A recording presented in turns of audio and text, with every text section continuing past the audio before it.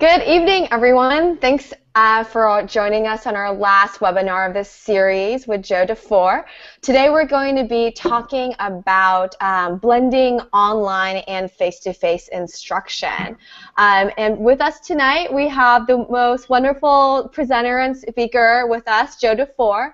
He's been with us for the last two webinars. Joe is a director of digital education and education professor at Wisconsin Lutheran College. He started his educational career as a biology and mathematics teacher.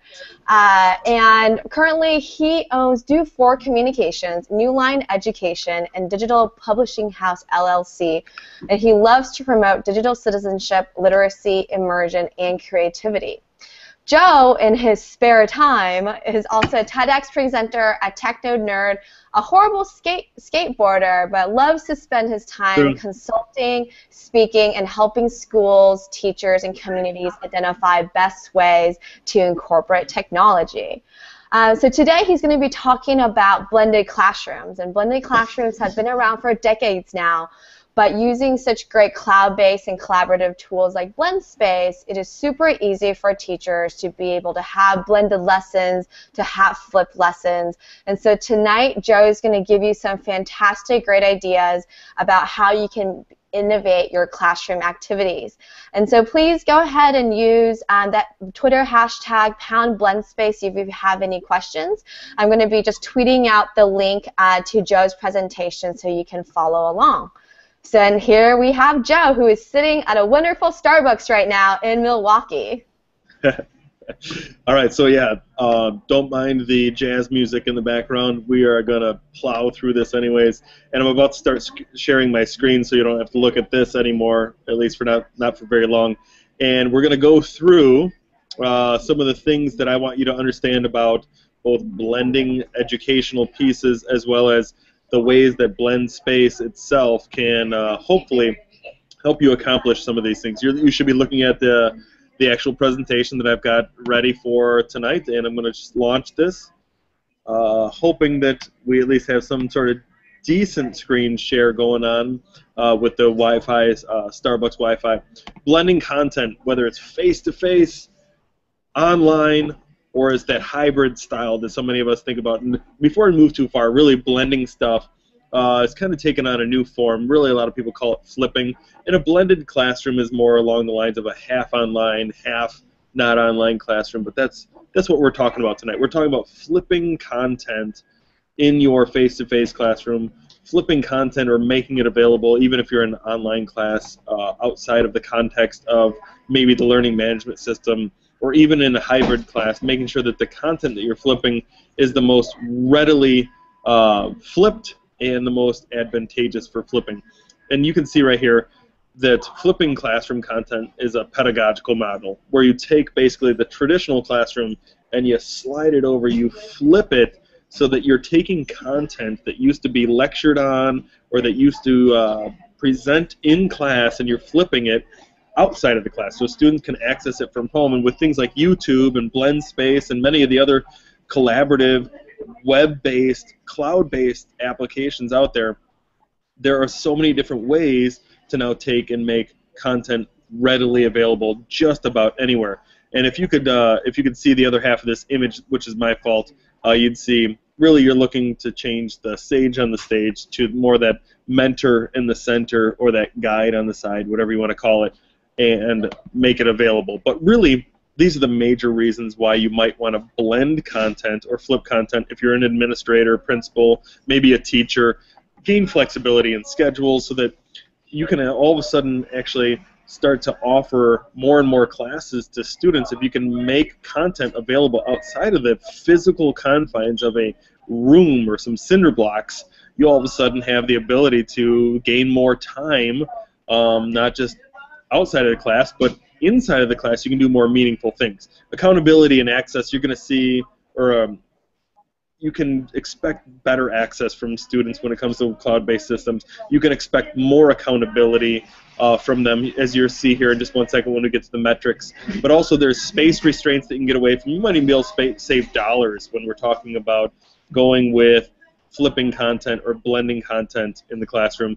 One of the most important parts of this entire thing is the fourth point here, which is the home turf. You can meet students in their home turf. You can present lesson material to them in the form of a video. You can have discussions in an online discussion area instead of in the classroom. And for many of us, those older folks, and you know, I'm in my 30s, I'm one of them. I really feel like having discussions might be sort of creepy to have online, but I promise you that's the home turf of many of the students you're dealing with right now. They are very familiar with socializing online. They're very familiar with the comments and content of online. And so there I just hit the side panel over there that we'll get back to, but you can also just improve pedagogy and learning of your own, the way in which you teach, and when you can redesign and rethink the way in which you want to present your content or present the way that you assess students or present the way that you are going to actually have students collaborate, you can redesign the way that you think about learning and the way that you're going to have students learn. So here are the major areas of blending or flipping content. You can blend your lectures, which is the standard flip model, right? Standard blend slash flip model. You take something that you were going to typically give to the students in a lecture form where you're going to use the whiteboard or the smartboard or the blackboard and talk to them and explain something to them. But now you can flip that outside of the class by certainly making something like a YouTube video instead. You can also flip a discussion, which scares the snot out of some of us, because a lot of us, that's our favorite part of teaching, is having a classroom discussion. And in a few seconds, I'm going to show you how you can actually viably bring a discussion, instead of inside of a class, bring it outside of a class, whether it's in an online class or a face-to-face class or a fully blended class where you're having halftime meetings. Then you can certainly blend research and make sure that it's flipped outside of the classroom, and even bring components of it back in, as well as collaboration, which we do in the class all the time. But these Web 2.0 technologies like Blendspace provide us a brand new opportunity to have students collaborate from anywhere, anytime. Then we finally have the assessment piece, which we'll hit on last. Now let's get to the lecture. So how can you flip lecture?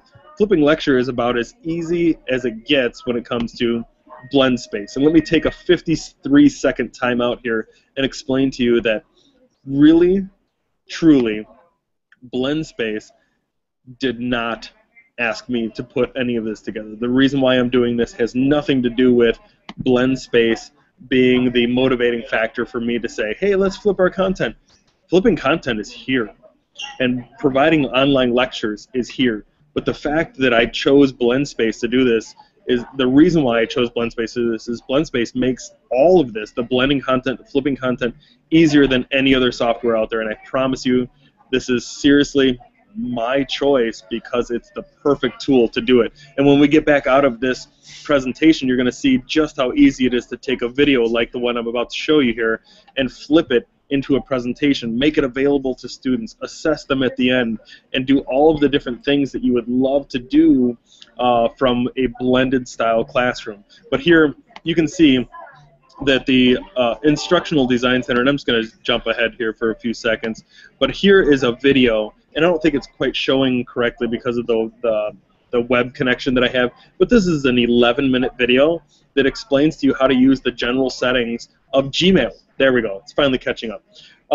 It shows you how to use Gmail, and I used to use this in my Transforming Ed class, which is a face-to-face class with teachers, but I thought, gosh, so many students know this, and if I were teaching biology, a handful of them might know this other area of content.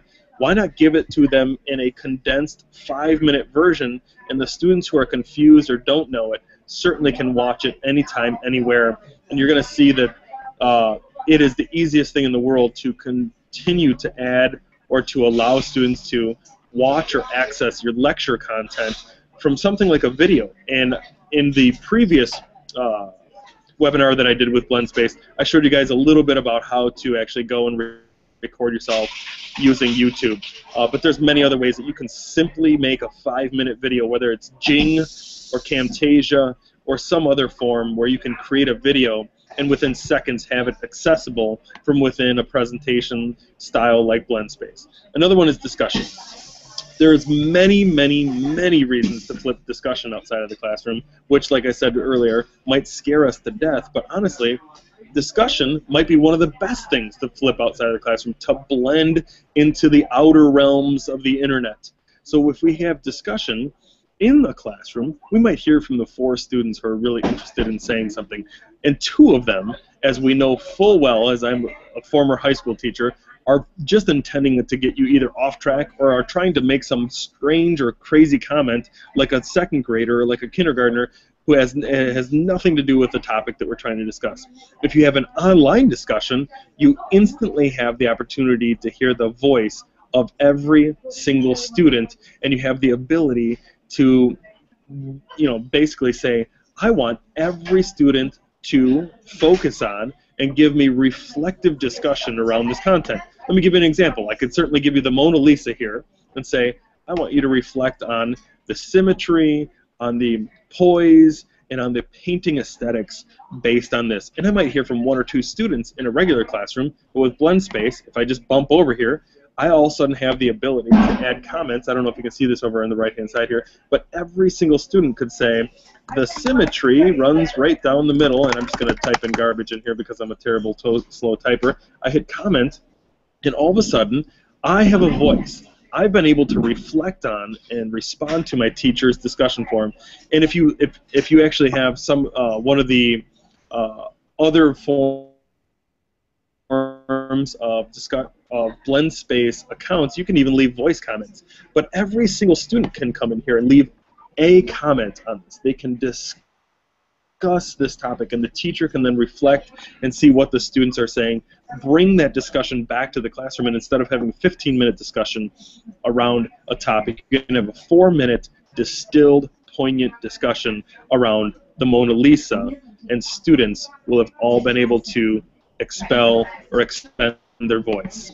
Next one, research, and this is a tiny, tiny little word because this is probably a smaller concept of what we're thinking about flipping or what we're thinking about blending within our classroom.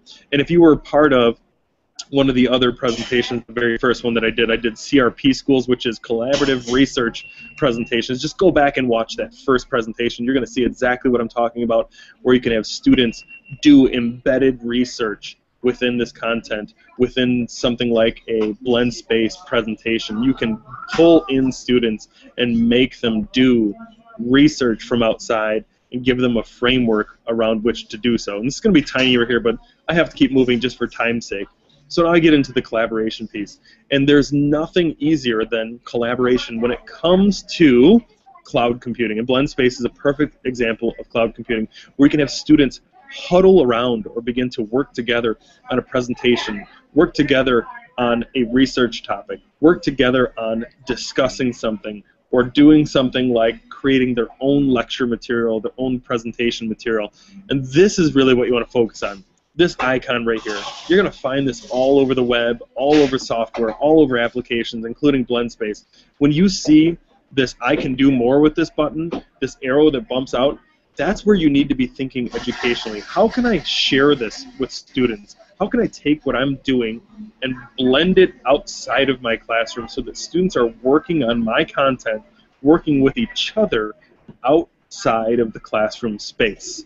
And I'm just going to move on simply for the sake of time and hit finally on the assessment piece. Enter 21st century. We used to assess students with paper and pencil, having them stand in front of class. Now we have the ability to assess them based on things that they can collaborate on, based on things that they can research and embed within presentations like Blendspace. We can assess students based on whether or not they actually listened to a lecture. We've never had this opportunity before because we didn't know whether or not they were listening, sleeping, or just zoning out in our classroom. But we have a million different ways to do this with cloud software, including you can offer up things like a question space within Blendspace. So now we have online assessment built directly into what we are teaching and what we're doing. This questionnaire can come after a video. This questionnaire can come as part of a research piece that we have students doing. This questionnaire can come as a piggyback on what I've done in my classroom. So now I can flip or blend my classroom. I'm teaching, teaching, teaching all day long. I might actually even be doing lecture. I might be teaching them something face-to-face, but the assessment piece can come here in a form out online after they leave my classroom, and they are going to, I don't want to make the state happy here, we want to make it what helps me impact students, and I can submit this, you can see I did a great job, but it's what we absolutely, positively need to see as being something both viable in class as well as outside of class. So we have those assessment pieces that we can do inside of class, which is absolutely amazing. We can assess students now right in class using digital means, but they can do it outside of class. We can have them do research both in class as well as outside of class and still track them. We can have them collaborate in class as well as outside of class and save class time. We can even have them watch our lecture materials. We can have them, beyond all means and beyond all of our scared ideas, have them discuss topics outside of our class. And so I'm going to actually shut this down and get back to just the regular old Blendspace so I can show you just within 5 seconds some of the easy ways to add in lectures and to add in some of the content when it comes to quizzes and the like. So here I am back at the dashboard here, and if I come into my blending content online or hybrid, you're going to see over on the right-hand side over here, let me scroll over just a little bit. There we go. Here's the YouTube. I can add in my lecture from right here within the YouTube space. And if you go to youtube.com/WLCIDC, that's my website. We have hundreds and hundreds of videos, by the way, that you can visit that teach you how to use technology, including Blendspace. We have Blendspace tutorials. We have Google tutorials. We have just about everything. But if you want to learn yourself, you can go there and you can see there's tons and tons of these videos, and all you really have to do is take them, drag them, and drop them into place. So all you have to do is create the content, your lecture material, have students create lecture material, you drag and drop them. Now we get down to the discussion part. Discussion part is built into every single page, every single space. You saw where I pulled the tab over. And then we have the research area. Research can be as simple as just adding in a web page like right here. It can be as simple as putting in a hyperlink when it comes to clicking edit like this and then using something like the source right here, or putting in a hyperlink from just about anywhere, anytime, so you can link to outside creations. Then you have the collaboration piece, which is the share button, and the assessment piece would be, let me just scroll down here a tiny bit. If I add a row, the assessment piece, the easiest form is this add a quiz right down here. So you can simply add a quiz, and when you're all done, like I said, you can actually check on the metrics of something, and we'll see if I can quickly, within a few seconds, show you some of the metrics pieces. And if I can't, actually, I'm probably running out of time. I might have to have Amy show you some of the components right here. But under more, I can track what my students have done. I can track what people have done and see how they've progressed through all of my content. So I can see 35 of you have viewed this already. I can see there's already one comment. I can see there's one person who's actually taken the quiz. In this case, that's been me.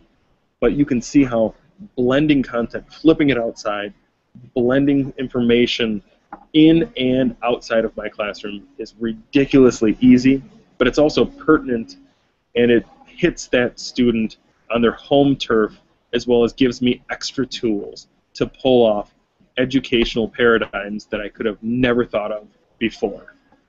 End of story. Awesome. Thank you so much, Joe. We've had some really, really great discussions also happening on Twitter, so we'd definitely love your perspective here. So Gangsha is asking, what about those who don't have internet at home? What are the best ways to both leverage face-to-face time inside the classroom, also coupled, with internet time, and what about, the kids who are at home who don't have internet access? Yeah, so what I would positively say is one of the best things to do. Honestly, a lot of times we think of lecture being... And Joe, you may want to switch it off to see your face for this and not your email. Okay. All right, hold on 1 second. There you go. There we go. So absolutely, and I only have a few seconds before I have to run and pick up my daughter from gymnastics, but so some of the best ways to flip content outside of the classroom is, right, we don't want to end up with that class and a half syndrome where every student has 75 minutes of video to watch every single night. Discussion forums are positively one of the best because discussion forums can be had and you can discuss things around a topic from almost any mobile device. But at the same time, lecture devices or lecture tools, lecture components of a class can be had from almost any mobile device, anytime. So really, those are the two major components of what we can do, pulling content outside of our class and making it available anytime, anywhere, because so many of our students have smartphones. And from smartphones, you can do one of those two major things, which is either discuss or view lecture material. But honestly, I truly feel like the discussion piece is an easier thing to pull off outside of class because students are very willing to contribute anywhere they are, anytime. They have those thumbs that they can text and kind of chime in on a topic. Well, thank you so much, Joe, and definitely appreciate your time here, and go ahead and have a fun time picking up your daughter at gymnastics, and we will all be in touch with you soon. You can tweet at Joe at any time at JoeDufour.com, and you'll see it on the Twitter hashtag. So, and I'll be sticking around for a little bit answering the rest of the questions on our Twitter stream. So our next question is from Johanna, and she is asking, what are some good sites for making your own videos? And some really popular ones that we've seen a lot of educators using is, folks like Jing.com. Also, just using, if you are using any type of Apple devices, using the built-in photo booth as well. Super easy to be able to create your own videos. And then also Camtasia is also a really, really popular one for making your own videos. And Johanna, you also asked a question. You also, mentioned that the biggest challenge is getting kids on board initially for flipped classroom, and it can't be all done overnight. And that is something I think is really, really important to keep note of is, you can't completely change everything in a very, just a snap of a finger and trying to do it really quickly. So a really great idea of flipping the classroom is actually just scaffolding the experience and, doing very bite-sized chunks. And with Blendspace, it's super easy to put together a lesson, just with a few videos, maybe with a built-in quiz, or even don't use a built-in quiz and just use the discussion tab on the right-hand side.